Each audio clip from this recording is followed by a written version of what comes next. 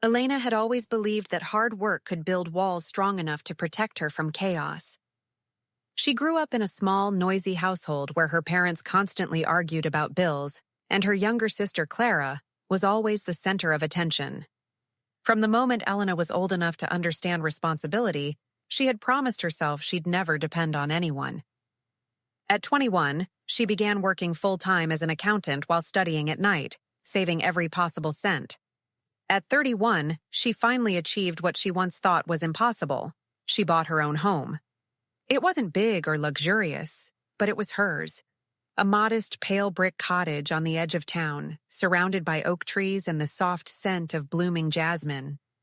Every inch of it represented her sacrifices, the skipped vacations, the sleepless nights, and the countless times she said no to fleeting pleasures so she could say yes to her future. Her parents had always called her the reliable one. Whenever her father needed help with paperwork or her mother with groceries, Elena was the one who showed up. And though she never said it aloud, she took pride in being dependable. Clara, on the other hand, was everything Elena wasn't: charming, impulsive, and endlessly reckless. Where Elena saved, Clara spent. Where Elena worked quietly, Clara dreamed loudly. She drifted from one failed job to another, convinced that luck would eventually carry her somewhere grand. When she wasn't working, she was online, chasing trends, buying designer bags she couldn't afford, and posting pictures as if she were living a glamorous life. For years, Elena watched from a distance, disapproving but silent. She didn't want to be the older sister who lectured or criticized. She thought Clara would grow up eventually, that maybe time would teach her what responsibility meant. But time didn't teach Clara, it spoiled her. And when everything came crashing down, it wasn't Clara who paid the price. It was Elena. The call came one Thursday evening. Elena was sitting by her living room window, sipping tea after a long day at work. The sunset painted the sky in gold and amber hues, and for a moment, everything felt peaceful, until her phone buzzed. It was her mother. "Elena, come home. We need to talk," her mother said, her tone strained and anxious. Elena's stomach tightened. What happened? Is someone sick? No, her mother replied quickly. Just come, please. When Elena arrived at her parents' house, the familiar smell of old furniture and her mother's cooking greeted her, but the warmth she used to associate with home was gone. Her father sat at the dining table, staring at the floor. Her mother looked pale, her hands clasped tightly around a cup of tea she wasn't drinking. And Clara was there too, sitting silently, mascara smudged, eyes red from crying. Her mother broke the silence first. "Your sister's in trouble." Elena crossed her arms. "What kind of trouble this time?" Clara sniffled dramatically. "I made a few bad choices, okay? But I didn't mean for it to get this bad." Her father exhaled, rubbing his temples. "It's serious, Elena. She owes money. A lot of money." "How much?" Elena asked, already feeling a familiar dread creeping up her spine. "Almost 100,000, her mother whispered. Elena's jaw tightened. "What?" "She took loans. For her business idea," her father explained, avoiding her eyes. "And when that failed, she used her credit cards. Now the collectors are calling. They even came to the house." Elena stared at Clara in disbelief. 100,000? Clara, are you insane? You don't even have a job. I was trying to start something. Clara shouted, defensive. You wouldn't understand. You've always played it safe. You never take risks. This isn't about risk. This is about stupidity. Elena snapped back. Her mother slammed her hand on the table. Enough, we're a family. Families help each other. Elena turned to her mother, her voice cold. And what exactly do you want me to do? Her father hesitated before speaking. You have that house. The air left the room. Elena blinked, unsure if she heard him right. My house? What about it? Her mother looked at her pleadingly. If you sold it, we could clear her debt. Just think about it, Elena. You're doing well. You could always buy another one later. Elena felt the floor tilt beneath her. You're asking me to sell the only thing I've ever worked for, because she couldn't control herself? She's your sister, her mother shouted, tears brimming in her eyes. Would you rather see her in jail? Elena stood still, her pulse pounding in her ears. All her life, she had carried the weight of being the responsible one. But this was beyond duty. This was robbery wrapped in guilt. She took a deep breath. You can't be serious. Her father spoke softly. We'll pay you back, I promise. Once things get better. When have things ever gotten better, Dad? She said bitterly. Clara stood up suddenly, grabbing Elena's hands. Please, Lena, I'll change, I swear. I'll pay you back every cent. Elena looked into her sister's teary eyes and saw desperation, but not remorse. Still, under the crushing pressure of her parents' expectations, her mother's sobs, and her father's weary silence, something inside her cracked. Against her better judgment, she agreed. The next few weeks blurred together in a fog of paperwork, signatures, and sleepless nights. Her house, her sanctuary, was gone.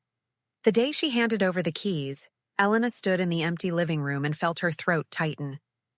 The faint scent of jasmine from the garden drifted through the window, a cruel reminder of everything she had built and lost. Her mother called that night to say how proud she was of her. You did the right thing, she said warmly. You saved your sister. Elena hung up the phone and sat on her mattress, now placed in a cramped rented apartment, staring at the ceiling. She should have felt proud, but all she felt was hollow. Her parents stopped calling as often after that. Clara sent a few texts about how she was turning her life around, but Elena could already sense the familiar pattern of lies behind those words. Weeks passed, then months. The family moved on as if nothing had happened, as if Elena's sacrifice were an ordinary gesture, expected and unremarkable. But she couldn't move on. Every time she walked past a flower shop or a row of cozy houses, she thought of what she'd lost. The jasmine she'd planted by the porch, the coffee she'd brewed every morning while sunlight spilled through her kitchen window. Her peace, her independence. She began to see her parents differently, not as protectors, but as people who had learned to use guilt as currency. And Clara, the sister she had once defended, was no longer a careless dreamer. She was a manipulator who knew exactly which strings to pull. Late one night, unable to sleep, Elena opened her old photo album. There she was, standing proudly in front of her new home, holding the keys, smiling like she had conquered the world. That woman felt like a stranger now. She touched the photograph and whispered, "You deserved better." From that night onward, something inside her began to harden. The kindness she had always carried, the willingness to fix what others broke, started to fade. She wasn't bitter yet, but she was awakening. Elena didn't know it then, but this betrayal would become the turning point of her life. The family that had taught her to love unconditionally had also taught her the cost of that love. And as she sat alone in her dimly lit apartment, one thought kept echoing in her mind, not of revenge yet, but of realization. Family doesn't always mean love. Sometimes it means loss disguised as loyalty. That night, she finally allowed herself to cry. But unlike before, her tears weren't for what she had lost. They were for the woman who would never be the same again. And somewhere deep inside that grief, quietly and invisibly, her transformation began. The months after selling her house dragged by like a slow gray storm. Each morning, Elena woke up in her cramped rented apartment with a bitter taste in her mouth, as though regret itself had seeped into her lungs. The place smelled faintly of paint and damp wood, a far cry from the jasmine-scented air that once filled her little cottage. The walls felt closer each day, pressing in, suffocating her under the weight of decisions she couldn't undo. In the first few weeks, she tried to convince herself she had done the right thing. Family comes first, she repeated like a prayer whenever her chest grew tight. But with every passing day, that phrase began to sound more like a curse than a comfort. Her parents rarely called after the sale was complete. The constant urgency that once filled their voices had vanished, replaced by casual indifference. Clara, on the other hand, had gone silent. At first, Elena thought her sister was embarrassed, maybe even remorseful. But then came the rumors. A colleague from her office mentioned seeing Clara in town, laughing with friends at an expensive restaurant. Another said she spotted her driving a new silver car. Each story scraped away the fragile illusion Elena had tried to build around her sacrifice. The more she heard, the more she began to question everything her family had told her. One evening, she decided to drive past her parents' house, her old home still fresh in her memory. The streets looked the same, but her heart didn't. Through the window, she could see warm lights glowing and hear distant laughter. Clara's car, a shiny, newer model, sat parked in the driveway. Her chest tightened. For weeks, she'd been eating instant noodles, skipping nights out, and cutting corners to rebuild her savings, while Clara seemed untouched, glowing even. She stayed in the car for a long time, watching through the windshield, feeling invisible. Her parents were inside. The same people who once told her that money doesn't matter, now sitting comfortably in a home that her sacrifice had saved. That night, back in her apartment, she couldn't sleep. She tossed and turned, her mind replaying the moment her mother had said, "You have that house." The memory burned in her skull. Why had they chosen her to fix Clara's mistakes? Why was her pain so disposable? The questions clawed at her insides, growing louder with each sleepless night. Weeks later, the truth came to her like a knife disguised as kindness. It was a rainy Thursday afternoon when her phone rang. The number was familiar. Daniel, an old college friend who now worked at the bank. He had been one of the few people Elena trusted with her financial paperwork back when she bought the house. His voice was hesitant, almost apologetic. "Elena," he began, "I wasn't sure if I should tell you this, but I think you should know. When your house was sold, your parents added their names to the sale agreement." Elena froze. "What are you talking about?" "They claimed it was family property.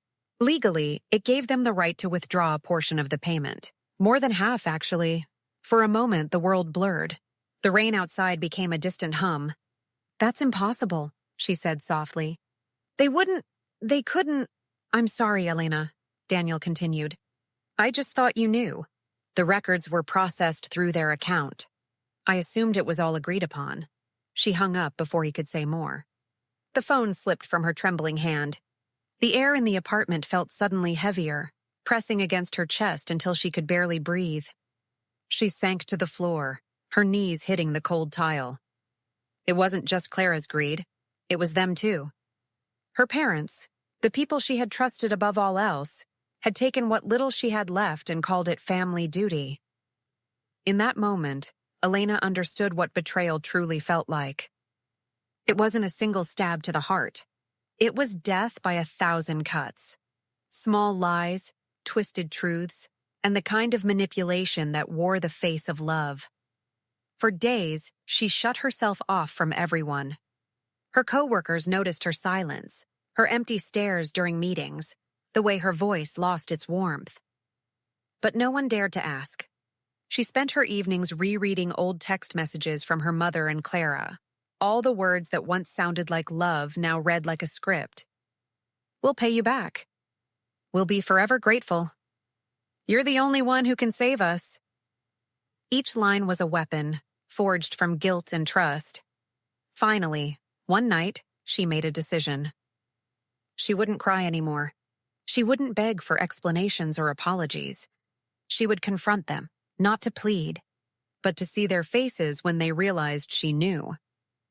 When she arrived at her parents' house, Clara was in the backyard, laughing loudly with two friends, champagne glasses in hand. The sound sliced through the air like mockery. Elena walked through the front door without knocking. Her mother looked up from the couch, startled, while her father's expression immediately shifted into discomfort. "Elena," her mother said quickly, forcing a smile, "we weren't expecting you." "I noticed," Elena replied flatly, her eyes scanning the living room, the new television, the polished furniture, the subtle signs of recent spending. "Seems like things are going well." Her father cleared his throat. "We've been managing, trying to keep things stable." "Stable?" she repeated. "That's funny. I heard Clara got a new car." Must be nice to rebuild so quickly after being in debt. Her mother's face paled. Elena, that's not fair. We all suffered.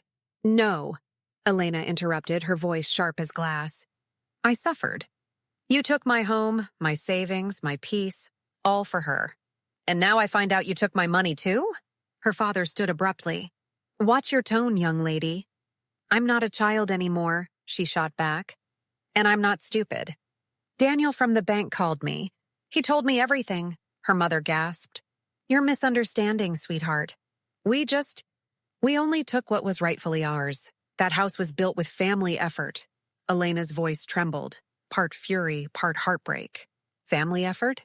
You didn't pay a cent for that house, not one. Every brick, every nail, every tax payment came from me. You manipulated me into selling it, and then you took the money like vultures picking apart a carcass. From the backyard, Clara appeared, still holding her drink, her lips curling into a half smile. Oh, come on, Elena, you're overreacting. It's not like you were going to keep living in that old cottage forever. Family means sharing everything, even your house. Elena turned to her sister, eyes burning. Family means respect, Clara, not robbery, Clara scoffed. Respect doesn't pay bills. You've always had this superiority complex. You think that because you worked hard, you deserve more. Guess what? Life doesn't work that way. Elena took a deep breath. No, it doesn't. Not when you're surrounded by people who bleed you dry.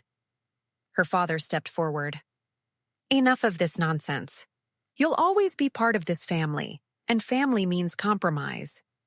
Elena looked at all three of them, her heart breaking even as her resolve solidified. No, Dad, what you call compromise, I call betrayal. Silence filled the room. Clara looked away, her smirk faltering. Her mother's eyes glistened, but Elena could no longer tell if those were real tears or just another manipulation. She turned toward the door, her voice calm and steady. You took my trust, my home, and my peace. But that's all you'll ever take from me. From now on, I owe you nothing, and one day, you'll understand what it feels like to lose something that was never yours to take. That night, Elena sat in her car outside her old home for the last time. The lights inside glowed warmly, but to her they looked hollow, a false warmth hiding rot underneath. She knew they wouldn't apologize, not truly. People who could betray with such ease never thought they were wrong. When she finally drove away, the rain began to fall again. The rhythm against the windshield was steady, cleansing. She felt the first flicker of something new. Not peace, not forgiveness, but purpose. Her revenge wouldn't come from shouting or fighting. It would come quietly, methodically, with the same precision she once used to build her life. If her family thought she would disappear, they were wrong. As she reached the outskirts of the city, she whispered to herself, You took everything from me. Now I'll take everything back my way. And in that whispered promise, the fire of her resolve was lit. She didn't yet know how she would do it, but she knew one thing with absolute certainty. The next chapter of her life would no longer be about loss. It would be about reclaiming power. And this time, she wouldn't let guilt guide her. Only truth. Elena's revenge began quietly, not with fire or fury, but with silence. A year had passed since the night she confronted her family, and on the surface it looked as though she had moved on. She had found a new apartment, small but sunlit, with white walls and wide windows that overlooked the city skyline. She worked long hours, kept to herself, and smiled when people asked how she was doing. To the world she was rebuilding. But beneath that calm exterior, something far colder and sharper was forming. She had learned that people like her parents and Clara thrived on guilt and manipulation, that their love only existed when it could extract something in return. She had spent her life protecting her family's image, sacrificing her happiness for their peace. But now she understood something essential. Peace built on injustice wasn't peace at all. It was imprisonment. At first, she tried to let go. She told herself forgiveness was strength. She even avoided her family entirely for months. But betrayal doesn't disappear just because you refuse to look at it. It lingers, grows roots, and whispers in the dark. Every time she saw her bank account struggling or had to postpone a dream because of lost savings, the anger returned. She began writing things down, a habit she had always used to calm her mind. What started as emotional journaling slowly became something else. She listed dates, transactions, and messages. The names of people who had known what happened but stayed silent. And one day, while sorting through her old emails, she found something that made her pulse quicken: a scanned copy of the original sale contract for her house. Her parents' signatures were there beside hers. Her father's, her mother's, and her own. Daniel had been right. It was official. That discovery changed everything. From that day forward, her grief transformed into purpose. Each night after work, she sat at her kitchen table, poring over paperwork, tracing bank transfers, connecting dots. She reached out discreetly to Daniel for clarification, pretending she was helping a friend in a similar situation. What he told her confirmed her worst suspicion. Her parents had funneled most of the sale money into a joint account, from which Clara had withdrawn large sums to cover her debts and, later, fund her lifestyle. Elena realized that her sacrifice hadn't saved anyone. It had only funded their indulgence. One evening, while scrolling through social media, she saw a post that nearly made her drop her phone. It was Clara, standing in front of a luxury resort, her hand on the arm of a handsome man in a tailored suit. The caption read, "Can't wait to marry the love of my life. Dreams do come true." Hundreds of likes, dozens of comments. Elena's heart pounded as she scrolled through the photos. Clara flashing a diamond ring, her parents smiling proudly beside her, all of them bathed in golden light. The engagement announcement wasn't just a celebration, it was a mockery. Clara was living the kind of life Elena had built through sacrifice. And the money for that glittering ring, that glamorous trip, that new start, had come from the ashes of Elena's home. For a long moment, Elena sat frozen, phone in hand. Then something inside her snapped. This time she didn't cry. She smiled. It wasn't a cruel smile, it was quiet, deliberate, inevitable. She finally knew what she needed to do. Revenge wasn't about hurting them. It was about revealing them. She began gathering evidence, slowly, methodically, carefully. She retrieved bank statements, copies of sale receipts, and even text messages from her mother that subtly confirmed the transaction. She cross-referenced dates, matched transfers, and highlighted discrepancies. Then she did something that would make everything untraceable. She created an anonymous email account. Using it, she began reaching out to people who might matter to Clara's new life: her fiancé's family, her workplace, even the vendors involved in the wedding. She didn't accuse. She simply sent information, screenshots, bank documents, proof of deceit and manipulation. She framed it as concern, an anonymous well-wisher, warning the groom's family about Clara's financial record and her fraudulent use of funds. At first, there was no response. Weeks passed, and Elena almost thought nothing would happen. But then, one morning, she received a message from a mutual acquaintance. "Did you hear? Clara's wedding might be called off. Something about money issues." Elena felt her pulse rise, though her expression remained composed. She didn't reply. Instead, she sat by the window, sipping her coffee, watching the city wake up. She didn't need confirmation. She knew the truth would do its own work. By the end of that month, the entire story had begun to unravel. Clara's fiancé's family discovered not only her past debts, but also her involvement in falsifying financial documents. They confronted her at a family dinner in front of everyone. Witnesses later said she broke down crying, insisting it was all a misunderstanding, that she had borrowed the money from her sister, willingly given it. But when the groom's mother showed her the documents, the bank statements, the proof of property sale, Clara couldn't explain any of it.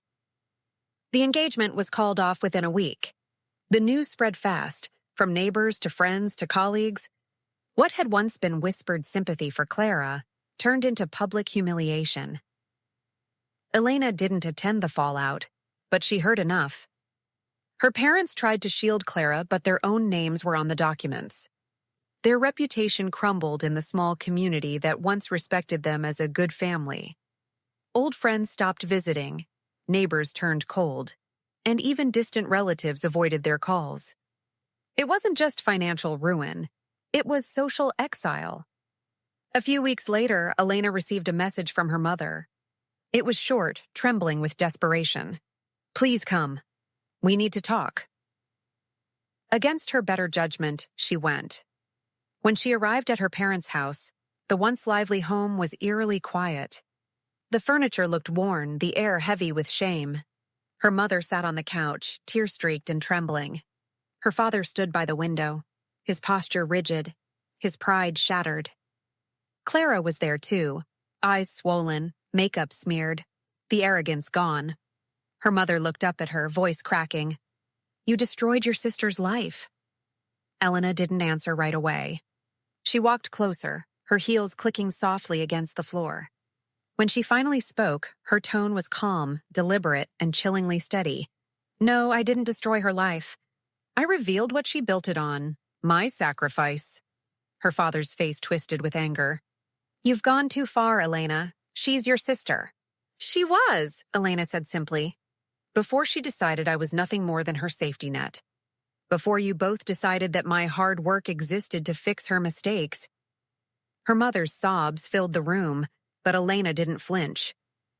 "All I ever did was give, and all you ever did was take. You taught me that blood means loyalty, but what you really meant was obedience." Clara's voice broke, hoarse and desperate. "You don't understand. I just wanted a chance to live the life you never had." Elena turned to her, her expression unreadable. "You had every chance. You just wanted the easy way, and now you've learned what it costs." Without another word, she turned and walked toward the door. Her mother reached out, crying, "Please, Elena, we're family." Elena paused in the doorway and looked back. Family doesn't steal from you and call it love. Family doesn't make you homeless and call it a sacrifice. Whatever we were, we aren't that anymore. Then she left. Outside, the air felt cool against her face. For the first time in years, she felt weightless. Not happy. Happiness was still far away, but free. The storm had passed, and though it had destroyed everything behind her, it had cleared the path ahead. Over the next few months, Elena rebuilt her life once more. She took a new job at a firm that recognized her discipline and dedication. She found a new apartment, this one with a balcony that overlooked the river. Each morning she made coffee, watered her plants, and allowed herself to breathe again. She didn't seek reconciliation. She didn't seek an apology. She didn't need either. One evening, as the sun dipped below the skyline, she stood on her balcony, the city lights flickering like scattered stars. The air was still, the moment serene. For the first time in years, she didn't feel like the victim of her family's story. She felt like the author of her own. She whispered to herself, "They took my home, but not my strength. They took my trust, but not my will. They can take everything material from me, but they'll never take my dignity." A faint smile touched her lips as she turned to go inside. The revenge had not healed her scars, but it had balanced the scales. She no longer needed to carry their shame or guilt. What remained now was clarity, the kind that comes only after fire. And as the night deepened, Elena realized something profound. Sometimes revenge isn't about destruction. It's about revelation. It's not about breaking others. It's about freeing yourself. And in that quiet, unspoken peace, she found something far greater than victory. She found herself again.